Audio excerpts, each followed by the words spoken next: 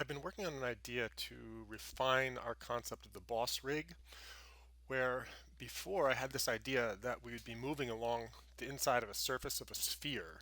As I've been playing with the rig that I come up with in Unity, I happened upon this setup where we're rather tracing around a torus, and I like it a lot. So here's the basic idea. I'm using Cinema 4D to pre-visualize it. I think it really helps a lot to be able to lay everything out in a real scale here and see how it's going to work before we actually set out to make it in Unity. And so what I've got here is these are the two rails that will of course be invisible when we're in the game, but just to visualize them, here they are. And the idea is that there's a horizontal rail that at this point is 50 meters. And these numbers, I'm picking them because I want to be around 50 meters, 50 to 100 meters away so that we have some sense of 3D. And we may play with these numbers, but this is a good first step, I think. And then the idea is on that 50-meter rail, we place another rail that is 25 meters in radius. So it's 50 meters all the way across it. And by placing it on the middle, what we can do first off, on the vertical rail, we have motion around like this. So here's the actual craft that we use, and I picture the boss being floating above the surface of the floor in some way. And of course, this would also work really well if there were no floor, but I think it's particularly cool to have a floor for a number of reasons. So we can move around like this, and then what we do is we have the ship aligned to the spline and always set to point generally toward the boss. So what's really cool is we can be looking at the boss from down low, like I was looking at. I think I showed this in the video before. We can look at it from down low, but then as we fly up,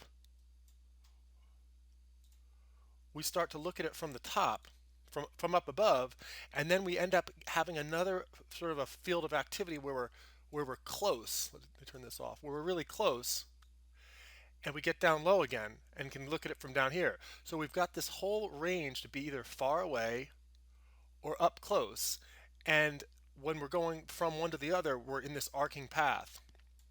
And I think that's going to look pretty cool. So if I turn on these nodes here that automate it, what we get this kind of motion, of course fully controlled. But what's really interesting about this now is that we've got this very well defined area where we can build interesting obstacles for the level, and we can visualize that by looking at this tube.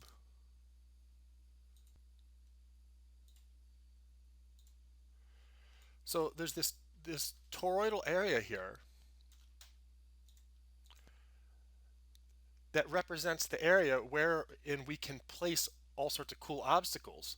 So whatever we play, so this really helps define the level creation quite a bit. If we know that we've got this area in here where we're going to be flying, we can populate this with interesting things that we'll have to avoid and navigate around and use as defense possibly as we are flying around and fighting the boss.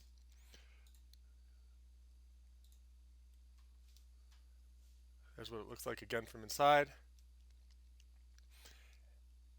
And so I think this is a pretty good way to proceed, and I'm interested to hear what everyone thinks about it.